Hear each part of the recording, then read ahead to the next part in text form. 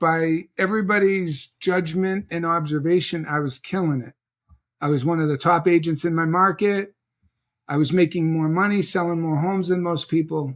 But the truth was I was broke. This is not funny. This is not funny. Because I feel the pain. I understand. That's why I'm laughing. Like I've been in similar. And I'm sure. I'm like, I sent them that listing. My office, and I'm like, if I ever work with another buyer again, this is how it's going to go. They're going to respect me. They're going to value me. Yes. They're going to refer people to me. They're going to pay me. Hey, everybody. Welcome to the podcast. I've got Brian Moses here today. Brian Moses is somebody that I've learned from for several decades when it comes to working with buyers. He's one of the most prolific in the industry. And I actually woke up one morning and had Brian on my mind. I hadn't talked to him for a minute. I called him. I said, Brian, I woke up thinking about you, man. He said, I don't know what's going on. Everybody is. So, Brian, welcome. That's funny. Thanks so much. It's great to see you, Mike. Likewise, my friend. So, I think that of all the people in the space that I've ever met, you had the most prolific buyer business of them all. And, I was telling you, back in the day, I used to have my team watch your training on working with buyers. And, I don't want to date myself, but I had the VHS tapes, and it was a requisite for my team. They had to watch Brian's training because those things are timeless, And I think that it's kind of a lot of times, a lot of agents have lost their way on some of those things with new technologies and people scheduling showings right now on the internet and, just a lot of just not best practices. So, you've been in talks with a lot of people about, the N.A.R. proposed settlement, how that's going to shift.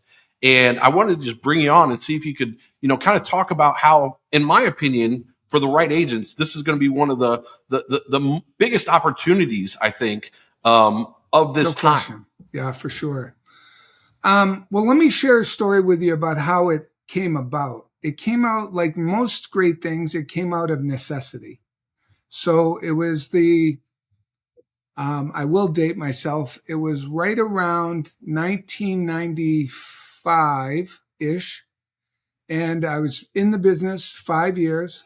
And by everybody's judgment and observation, I was killing it. I was one of the top agents in my market. I was making more money, selling more homes than most people. But the truth was I was broke. I was spending money on stuff that wasn't working. I was trial and error, door knocking, cold calling, farming, prospecting, sending out pies, pumpkins on Halloween, farming, you name it, I was doing it, postcards, direct mail. And I had sold 42 homes that year, which even by today's standard is pretty good, 42 deals a year. I made $250,000. We had a low average sales price. But Mike, the truth was I spent $350,000 to make $250,000. And then what made it worse was I had met a woman who I was dating, and I knew that I was going to propose to her, but I wanted to be a winner, right? I didn't want to propose and have her say, really? You're living in a one-bedroom apartment. Yeah. You got no money. I wasn't really God's gift to women back in the day at that time. So, but I believed I was going to be. So we were dating, and she was very supportive of me. Her name's Janet. And I asked her what she wanted for her birthday around 1995. And her birthday was in April. And she said, you don't have a lot of money, and that's fine. I don't need things. I just would like you. I would like you to be present for my birthday. Let's go to Cape Cod, 2 hours away, spend the weekend with my parents. They'll take us to the yacht club. We'll have a nice dinner. And can you shut the business off for 2 days? Of course, I can shut the business off for 2 days. So I tell her, no problem. I put it in my calendar. I'm like, wow, she really let me dodge a bullet. And then I got a call about 3 weeks prior to her birthday weekend that I was looking forward to because I was working nights, weekends, holidays, 7 days a week, suffering, grinding it out. Right. I got a call from a couple in Denver, Colorado. The husband was a surgeon. They were buying in my market. His wife's a surgeon. I'm like, oh my God, I just hit the lottery. These people are coming to New Hampshire. I'm going to get them pre-approved with my lender. I'm going to send them a bunch of listings. I'm going to sell them a $600,000-$700,000 house when my average sale is about $125,000, Mike. And I'm going to pay off my debt. I'm going to buy my wife a ring, and this is going to be good. Guess what weekend they were coming? The same weekend. Why are you laughing? This is not funny. This is not funny. Because I feel the pain. I understand. That's why I'm laughing. Like I've been in similar. And I'm sure your viewers can relate. Holy shit. So I do what we as real estate agents do who don't have a plan, who are operating out of paycheck to paycheck, desperation. And I said, Janet, any chance we could reschedule your weekend with your parents? I got this situation. She's like, we can't reschedule it. My sister's coming, my brother's coming, but it's okay. I'm like, wow, you're incredible. You're an incredible human being. Seriously. And she went to the Cape, and I stayed to work with these buyers. And I wasn't going to let these buyers get away from them. I got them pre-approved with my lender. They're good to go. Right. I got the green light. I go to pick them up at Logan Airport because I'm going to pick them up, bring them to their hotel. They don't need to rent a car. I'm not letting them out of my sights. I get to Logan Airport.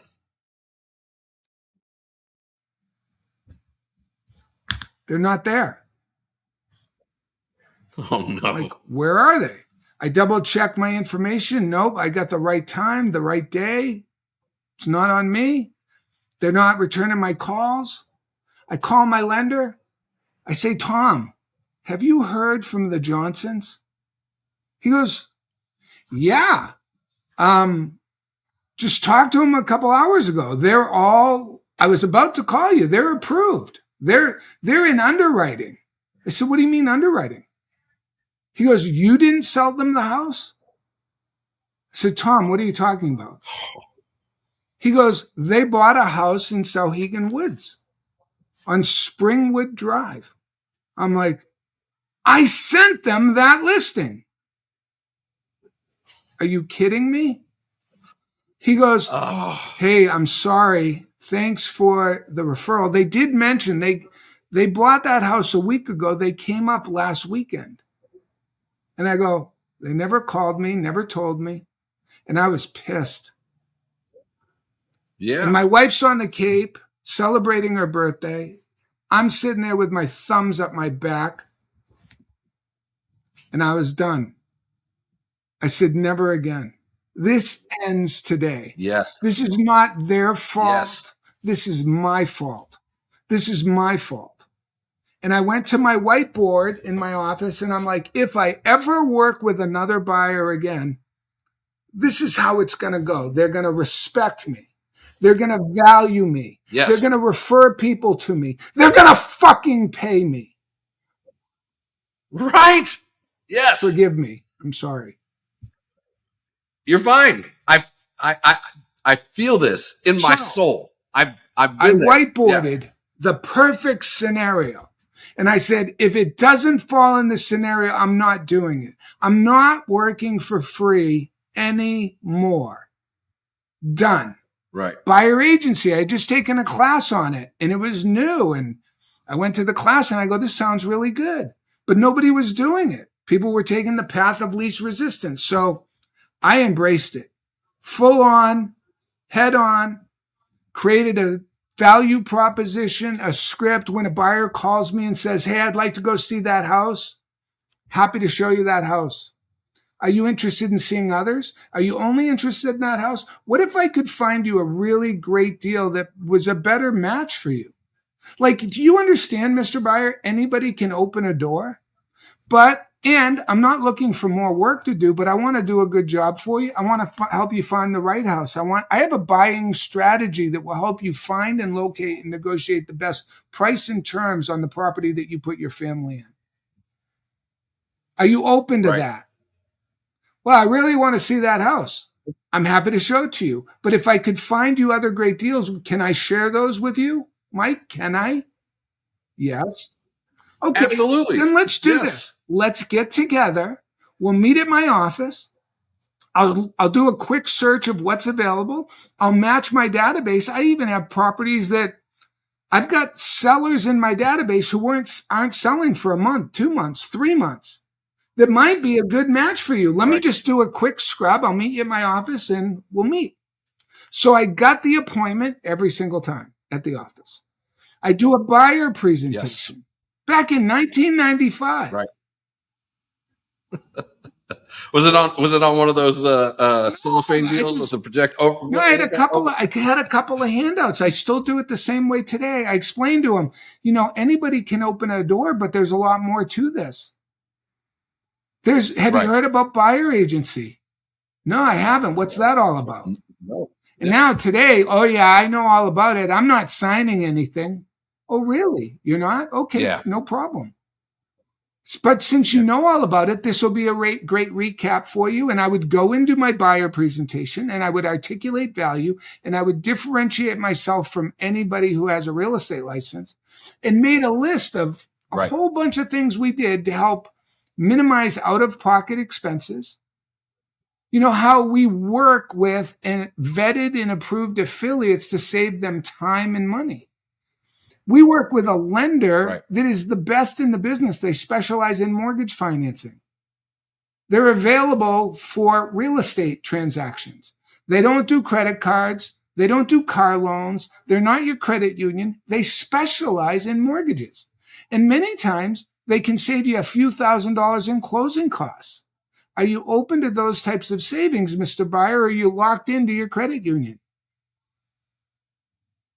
I'm open to savings. You should also know that their rates are super competitive. Because they're a mortgage broker, they can find the best program for you. And many times they can save you 0.25%, even 0.8% on your loan. Now, do you know, Michael, what 0.8% translates to in savings over the next 30 years? Hundreds of thousands of dollars. Do you want me to show it to you? Or do you want to take my word for it? Can I show you how else? So buyer presentation value. So then I get to the end of it and I go, are you comfortable with my skills and qualifications or would you like to hear more? No, we'd like to go looking at property. Great. Would you like me to represent you? Here's our buyer agreement. This is how we get paid. Now, it's not free to you, just so you know, Mr. Buyer and gang, whoever's watching this. This is why this whole mess happened. Agents don't explain what we do or how we get paid, or they explain it incorrectly. They say we get paid from the listing agent. No, you don't. The listing agent doesn't pay you. We get paid from the seller. No, you don't. We get paid from the proceeds of sale. Okay, it affects the seller's net. And it affects the buyer's gross. So you buy a $300,000 house or a $3 million house. It comes out of the $3 million. It affects the seller's net. The seller doesn't walk away with $3 million. And it affects the purchase price of the property. The fees are built into the transaction. Buyers go, that's great. Right. Just so you know, Mike, my fee is this percentage. Because now I could negotiate what I felt I was worth. And it's really easy to negotiate what you feel you're worth when you're saving the buyer hundreds of thousands of dollars and navigating all these landmines. So we did that in the 90s. Let me tell you what happened. In 1 year, I went from 42 transactions to 108. My business didn't go down. It went up. I got nights. I got weekends back. I got my life back. I was respected. I got referrals. I got raving fans. So here's the good news. Nobody watching this needs to be afraid. Yes. That is a point worth driving home. It is not scary, right? It's a tremendous benefit. To be good for everybody in the industry. Now, I don't agree with the allegations and how shit went down, but when the dust settles, this will be good for the industry. Buyers need to know that we do more than open a door, because most buyers don't know that. They don't know it because we're not telling them what we do. Well, and just to unpack that real briefly, I think a lot of times, at least for me, I was really young in the industry, Brian. So I assumed that people knew really the specialized knowledge that we have as an agent. And I think a lot of agents assume that as well. And, the saying, value unarticulated is value unappreciated. And just like you said, oh, you're very familiar with it. Let me go ahead and explain it anyway. This will be a refresher. That's a nice way to roll into breaking it down again, because I think that's why a lot of times agents are apprehensive to talk about these things. They're like, well, they probably already know this stuff. I don't want to insult their intelligence. But the reality is, this is always changing, right? There's new rules, regulations, we're the experts. Standards. I'm not insulting their intelligence. They may know a lot about it. They may think they know a lot about it. They may be misinformed. They may be misguided. Right. They may be mistaken. Yes. So let's just do a recap, see if you have any questions, and lay out how this is going to go down. Yeah. And why leave it to chance? If you're a professional, you should have, like you said, a presentation, a way to demonstrate this stuff, something that you've practiced, right? And you're very comfortable delivering, that is received well. Let me ask you this.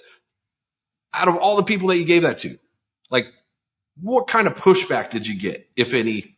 No, in fact, we charged more than what was typically offered in the MLS.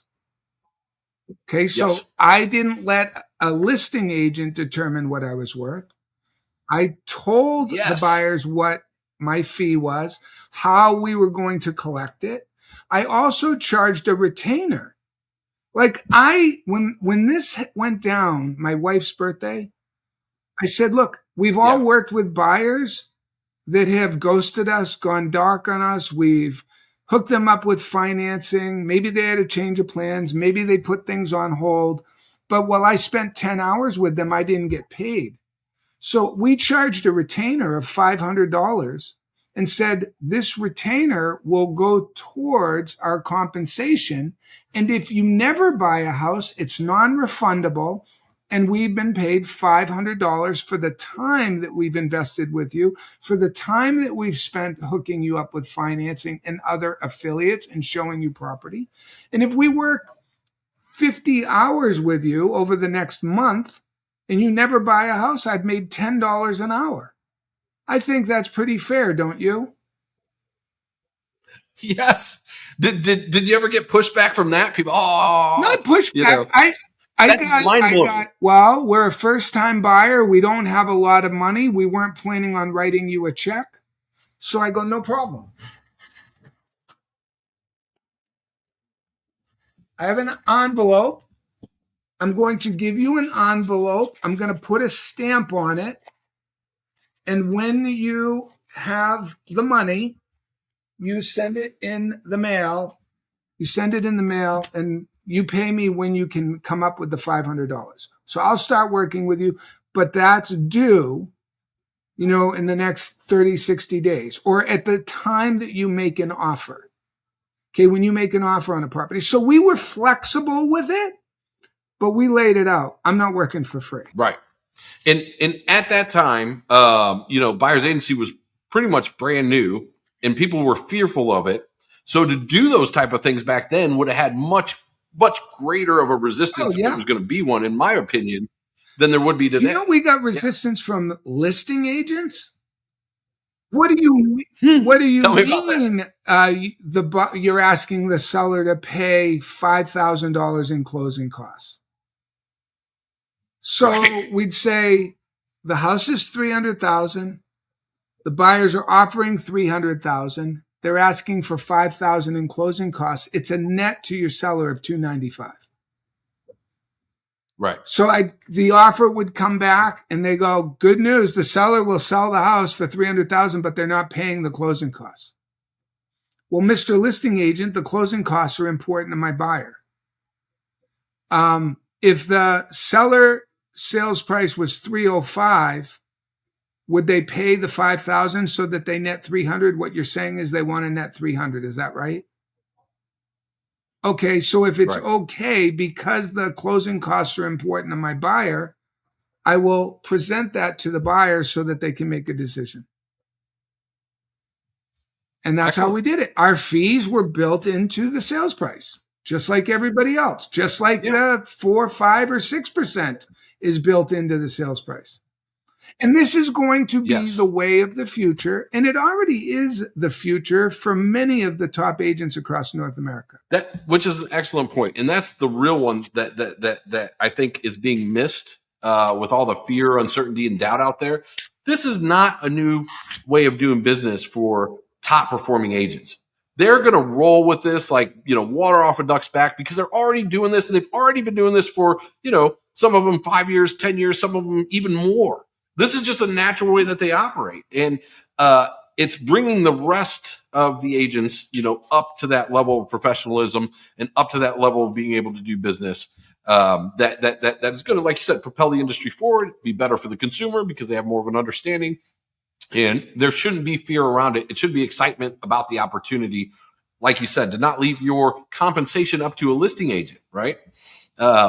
I don't want to get paid what somebody else tells me I'm worth. I'd rather negotiate that up front, which I did, again, like I've been learning from you for a long time. My team has learned from you for a long time, and we've been doing these things, and we had done those things, right, for many, many years with zero resistance. You wouldn't work. Nobody watching this would work for a seller, market their property, put a sign up on the property, advertise a seller's property without a listing agreement. It seems crazy to consider. In 20 years from now, people are going to go, are you kidding me? You worked with buyers without a buyer agreement? But it's going to, of course, there's two sides to the transaction. And buyers deserve representation. Yeah. Now, what'll be interesting is how the Veterans Administration VA loans come on, because they don't allow closing costs currently. But rumor has it that they're going to finally open their eyes, and cooperation won't go away. If you're a listing agent in the future and you're mandated not to offer compensation, you're going to explain to the seller that price is a function of supply and demand. And although we're not going to offer compensation because we don't know what the buyer's agent fee is, buyers are going to bring an offer and they're going to tell us what their fee is. And for the skilled agents, this is an opportunity for you to get paid what you're worth. For the skilled agents, this is an opportunity for you to tell the buyer what you're going to get paid, and you're going to bring an offer to a listing agent. You're going to say, we would like X% built in coming out of the process. So our buyers made an offer of $300,000, and this percentage is coming out to us from the $300,000, and we're going to have a buyer agreement, a commission sheet that we're going to send to the title company, and the lenders are going to divvy up the money. I think I have, let me see if I can share something with you guys. But go on. I'm just looking for a file. So, while you're looking, just to unpack this, one of the things that I wanted to grab onto that you'd mentioned, when you started operating this way, you were able to increase the number of transactions in your business, right? So you increased, you raised the bar for who you would work with, which translated into more business. Why do you think that was? Because I was not throwing a bunch of stuff against the wall, letting a few crumbs stick. I mean, think about how many people we show houses to, hoping that they buy a house that never buy a house. So now, instead of working with 200 buyers in the course of the year, showing homes and getting, 20 sales, I'm working with 100 people and getting 80 sales. So I'm working with less people and I'm being more efficient. So I've eliminated, the great thing about having a process, Mike, is you cut the waste out at the beginning, right? If a buyer is not motivated, if they're not qualified, how soon do you want to know that they're not motivated or qualified? for me within the first 20 minutes of meeting them if possible. So when you go through a buyer presentation or you even try to book an appointment with a buyer and you're getting resistance, when I did that role play with you and said, are you open to seeing other homes? I have access to other properties. Right. If you say, no, we only want to see that home, it smells like a dead fish, right? There's something not right about that. Are you looking for decorating ideas? Like, why wouldn't you want to see other homes? So I ended up working with real buyers, not looky-loos, and got control of my life back. Look, can I share the screen here? Let me see. Can you see this fee transaction cost document? I can. It's a little small, but if you hover the mouse over it and talk about it, I'll be able to track. Okay. There we go. So yep. This was the Brian Moses home buying system created in 1995. This is a screen. This is actually the actual document that I would show a buyer about how we got paid in 1995. And I'd explain to them, working with a buyer agent is not free. You're going to pay $300,000 for a house, and I'm going to get paid out of that $300,000. It's going to affect the seller's net, and it's going to affect the buyer's gross. And out of this, the listing agent's getting paid too. So, we want to make sure that you're making an informed decision and that there's value in the property that you're buying and that it'll appraise and it'll appreciate over time. But we need to stop telling people, this drives me crazy, when people say, hey, you can work with a buyer agent and it's free. It's not free.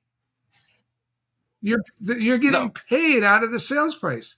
So it's really easy. It's not difficult. And what's great is now everybody will be on the same playing field. Yeah. I do pity the agents that don't prepare for this, that are going to try to have this conversation in the driveway of the house that somebody scheduled to show with them, right? That's not going to go over well. That's going to go over like a turd in a punch bowl. And it's going to make their life miserable. You know what I mean? So like, getting prepared now in anticipation of this, hopefully being signed in July, is the key. Well, let me ask you a question. Let me ask the audience a question. Let's say that I wasn't feeling well today. And, I had really severe headaches. Let's just pretend. And I call my doctor's office and I go, I got a pain in the left side of my abdomen. And I've got a really severe headache. I'm wondering if you could give me something stronger than Advil to take care of my headache, to make my headache go away. Would a doctor prescribe a prescription without diagnosing you? Not one that had a license for life. Right. Now, real estate agents have a real estate license, and we've been prescribing for years without diagnosing. How many buyers do you think have ever bought a home and found out later that maybe the next town was better for them? That's a bummer, right? Yeah, it probably happens not infrequently, I would imagine. So I explained to the buyer, let's get this right the first time. Can you imagine buying the wrong home, what that'll cost you? Well, when you go to sell it, it's going to cost you a bunch of, the property's not going to go up in 3 months in proportion to the expenses to sell it in 3 months. So why don't we get this right the first time? Well, Brian, what if we lose this home? I'll find you another one. It's not the only home. Yeah. I have strategies to find new homes. We don't need to be desperate. We don't need to react. And Mike, as a buyer, how much more confident are you that you don't have to react? That I'm going to put you in the driver's seat. Yeah, the other thing, too, that's worth noting, and I don't want to overstep my bounds on time, but I appreciate you having me. Not at all. We got time. I appreciate it. What happens when a buyer calls the agent up and says, hey, we see a house. We want to see it. We'd like to, weekends are best for us. You know what? Weekends are not best for me. They're not best for me. My kid plays football on the weekends. So This was my next question for you. So Continue. you say to the buyer, you know what? Weekends aren't best for me. They go, well, then I'll find somebody else. Hey, what if part of my home buying strategy was we actually picked the actual days that we look at properties? If price is a function of supply and demand, when do you think most people look at homes? The weekend. Do you want to compete with all those people? What if, Mike, we went out on Tuesdays and Wednesdays and got our offer presented before the weekend? Because I can get my offer presented before the weekend. Right. How much money might that save you, Mr. Oddo, if you don't have to overpay $10,000, $15,000, $50,000 over asking price because there's 5 other offers? What if we made a really good offer before Saturday? It seems like common sense, right? It's very so logical. Who's driving the bus, right? The buyers or the realtors? So if you are not driving the bus, if you don't have the skills that we're talking about, don't sweat it, because skills can be learned. Tying your shoes is a skill. 100%. Everybody knows how to tie their shoes. Everybody knows how to drive a car. Everybody knows how to speak a language. Some people speak multiple languages. I only speak English, and I speak compelling, right? So I've learned how to be compelling. Yes. I've learned how to articulate value. Right. I have learned that language. And I suggest that if we're going to be in this profession, if we're going to be serious about it, we better learn the language of being compelling and articulate. And when you do, your income will go up. You'll control your life. You'll control your schedule. Life will be good. And you'll enjoy this business again. You'll enjoy it. 100%. 100%. That was the biggest thing for me, Brian, was being able to control my time and not be reactionary and not be a fireman and jump and go show a house, not be able to, take off a weekend like you had spoken about, and not have guilt, right? I always had guilt. I call it realtor PTSD. Like, I'm missing an opportunity, right? And when you operate as a professional and you operate in that manner and you have those systems in place and then the ability to articulate, like you said, your value prop in a way that's understandable, right? You can guide when you're available, when you're going to work. It's funny. I was on the way to work this morning. I was listening to an old iTunes list on my phone in my car. I didn't realize it, and up popped a conversation of one of my ISAs. And at the end, when she was setting the appointment to meet with me for a buyer's meeting, and I hadn't heard this in over a decade. I can't even believe I have it on my phone. She said, okay, when will you be down? She set the appointment, and then she said, okay, Saturday, would you perform morning or afternoon? And the guy said morning. And she said, okay, Saturday. And she stopped because I didn't meet with anybody before 10 o'clock. She said, would 10 or 11 work better for you? And the guy said 10 o'clock. And I was like, oh, man. That was a godsend, right? Just having those little things to be able to control my life and have a life. Now I have a family, I have children, right? I couldn't operate in that manner without these things being in place. And I think too many people, just like a pinball, run ragged, right? Because they're not in control. Well, buyers don't wake up on a Monday and go, oh my God, honey, we need to buy a house today. Right. It's a process, right? They start thinking about it weeks, months in advance of buying a house. So said differently, buying a home is a want. It's not a need. So when a buyer calls me and wants to see a house, I know the probability that they're buying that house today is slim. It's slim. Yes. Now, in the recent years, if a buyer calls on a house, we think I better run and show it because the house will be gone. I don't care if the house is gone, because most buyers are they called on a house. They may not even be thinking about making an offer on that house. They just want to dip their toe in the water and see what they get for $300,000. Do you want to run out and show that house to find out that they're dipping their toe in? That's a waste of time.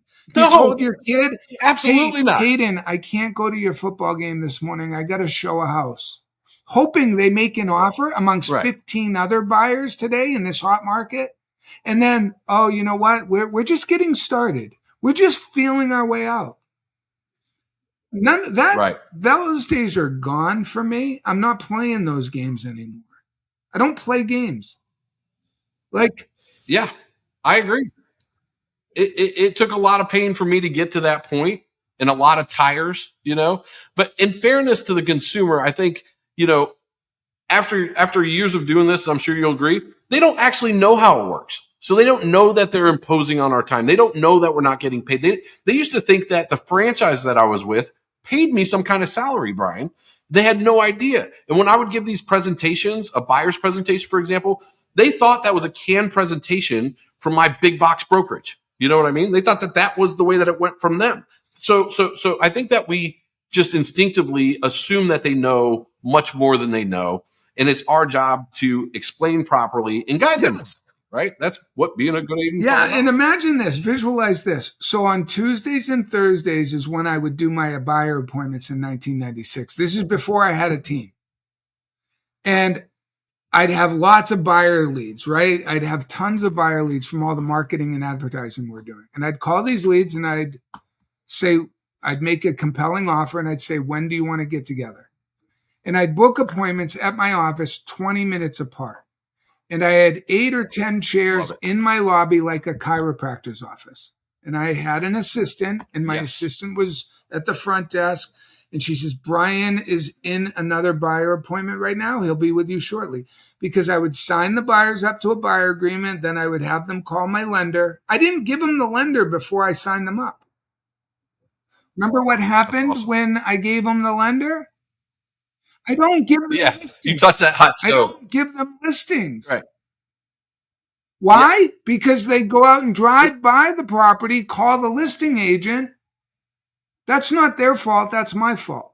So I don't work for free anymore. I created a process. And we would, on Tuesdays and Thursdays, we would have a revolving door, and I do 6 or 8 buyer appointments a week. Yeah. And that's and almost all of them bought a home, right? So think 6, let's call it 7. 7 times 12, 94 appointments. I mean, we did a lot of buyer business. All of those people bought a home in 1996. And then I scaled it. I said, I'm onto something. Let me take these agents who are frustrated in my market, put them on my team, give them leads, and give them a process that they can follow that's predictable and duplicatable. And if you're a team leader and you just have a bunch of agents on your team who don't follow a process, you're leaving money on the table. Absolutely. Not just that, for me, before I had a process, Brian, it really felt like I was unprofessional. I remember the first time I was trying to find a document. I had my title company owner sold a property with me, and I'm looking through this file. I didn't have a closing coordinator. I didn't have anybody, and I saw his eyes with just the disarray of my lack of organization, and I knew like I had to step it up. Right, if I wanted to get to where I was trying to go, I had to put processes in place. I think it shows tenure. I think it shows professionalism. I think it shows experience. Yeah. Right. But I think the thing that everybody misses is, the way that we operate today. And again, with a lot of these different technologies and as far as leads are concerned, you can schedule a showing now. People think that they have to be reactive. Don't get me started. They think that they have to do that. Zillow? In order to, yeah. I mean, I am not a fan of Zillow. Okay. I can appreciate that. My stance. Right. So Zillow, you pay thousands of dollars for these leads on Zillow, and they do a great job of generating leads. And then they route the call to you, and if you don't answer the phone, you paid for that lead, but they send it to someone else. And if you don't run out and show that home, you get fired by Zillow. You get put in a penalty box. Zillow is a technology company. They don't understand value and benefit. And I know agents who are paying thousands of dollars a month on Zillow, and it's like the heroin drip, right? The heroin drip. But the market's not always going to be a strong seller's market. Wait when it shifts to a strong buyer's market. What is your anticipation for that? What do you think will happen in that instance? Oh, well, I know you've been through both. Yeah, so in my world, nothing will happen because I can work the same process in both buyer and seller markets. But in a market that is a seller's a buyer's market, buyers are going to have lots of inventory to choose from.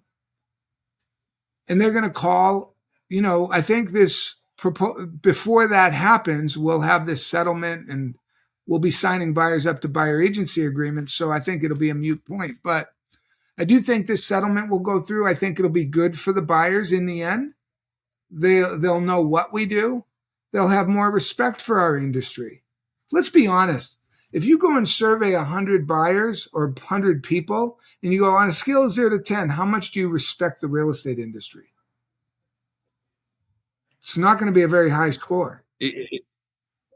I was always told it's like one notch above a car salesman in the mind of the consumer. But if we're educated and we articulate our value and what we do, if you surveyed the 3,500 people I had closings with in my career, and you go, hey, did Brian do a good job for you?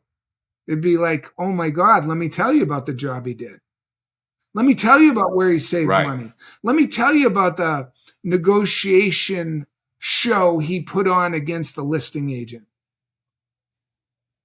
Yeah. So I'm excited for the future. I think you guys should be too. Here's what's also exciting. A lot of real estate agents won't learn the skills. They won't do what it takes. So they're going to be gone. Yep. So the population's going to go down, which I think is good. There are hundreds, thousands of agents in your market that sell one home a year. Thousands. So those are thousands of transactions in your market that you don't get. Well, if they go away, you'll have more business, more opportunity. So I'm excited for the future. I'm excited that we can determine what we're worth, articulate what we're worth, explain how we get paid. I could charge whatever I want to a buyer because I'm going to help them pay off their mortgage down faster, which will save them tens of thousands of dollars a month. I'm going to look at market trends, interest rates, seasonal factors, so that they have more appreciation than they would if they worked with someone else. You're telling me that's not worth an extra %? Yeah. All day long. All day long, without a doubt. And again, it is an exciting time. I got one last quick question for you before we wrap up. On the listing side, right? A lot of buyers looking at this. Well, what will I do? Will I change the way that I list? Will I change the percentage? What are your thoughts on that? Well, if the proposed settlement goes through and we're not allowed to offer compensation, we have a choice. Do we cooperate or don't we cooperate? What's in the seller's best interest? Yeah. To not cooperate? I don't think so. I think it's in the seller's best interest for us to cooperate because price is a function of demand. So I'm going to have a conversation with my seller and say, look, there's 17,000 agents in my marketplace. I'd like to put it in the MLS. We can't offer compensation. Just understand that when they bring the buyer, they're going to bring a price to the table and their fee is going to be part of it. And I will do a net sheet for you so that you can make a decision based on what you walk away with. And I'm not going to get in the way of a buyer agent who wants to cooperate with me and get my horns on and go, no way is my seller paying that. That's more than I make. I'm not doing that. I decided with my seller what I was worth, and I'm getting what I was worth. And you decided, Mike, what you were worth, and your buyer agreed with it, and now you present an offer. I need to be professional and honor that and present it for the purposes of future cooperation. Right. Yeah, I think that's really strong. I think a lot of people have confusion there as well, and I personally, I would continue to operate in the way that was working in that manner before while still honoring the proposed settlement, right? So yeah, we're not going to offer it in this way, but we can offer it as closing costs and the special remarks, right? So that they know that we're offering,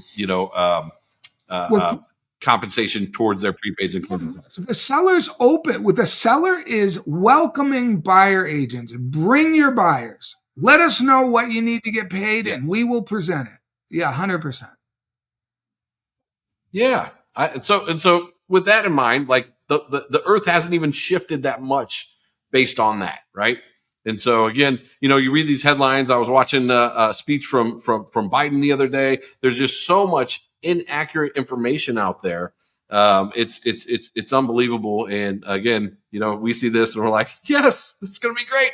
Other people see this, they're like, oh my God, this guy is falling. So thank you so much for being on, man. I'm glad that I woke up this morning and I was thinking about you, out of the blue. And I just knew that you would bring that breath of fresh air to people who are kind of sweating this, You got any advice for them if they wanted to learn more or do anything of that nature to try to sharpen their skills? Yeah, we have some free training on my website, brianmoses.com. They can check us out. They can, if they're interested in coaching, we have an inner circle program. We have a one-on-one program. They can certainly check it out. They can reach out to us, coaching@brianmoses.com. But, we are advocates of realtors. My company is an advocate of realtors. I feel that we work really hard. I know and am able to articulate how much more we do than just open a door or put a sign in the yard. And I've been coaching agents, helping them articulate their value proposition for many, many years so that they get paid what they're worth.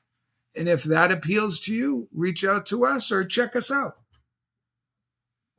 Yeah, I would highly recommend it. I can't tell you how much it's done for me over the years. And again, I'm just a fan of learning, shortening the gap, shortening the time that I have to try to figure it out on my own. And so I can't suggest enough to do that. Thank you again for being on, Brian, and always a pleasure, my friend. Thanks, buddy. Good to see you, Mike.